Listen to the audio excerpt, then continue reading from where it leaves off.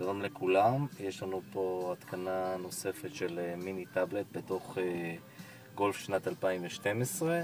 אני אראה לכם מה עשינו פה.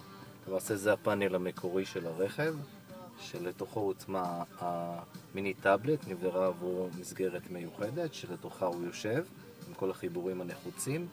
למעשה המיני טאבלט שלנו מחובר לתוך האוקס של הרדיו, וגם דרך ה-USB. יש לנו שתי אפשרויות חיבור פה.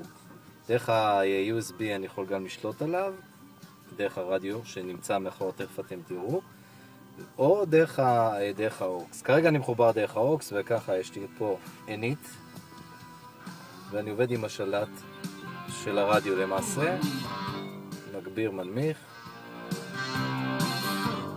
העברת שירים, נעשה דרך הטאבלט עצמו. נבנה פה תושבת מיוחדת שיהיה אפשר לשלוף אותו, אני אראה לכם איך זה עובד.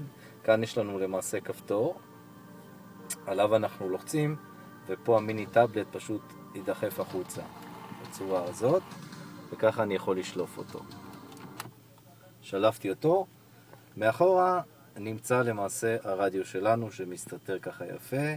זה החיבור של ה-USB, זה החיבור של האוקס שלנו, וזה הכפתור למעשה ששולף ודוחף לנו את המיני טאבלט.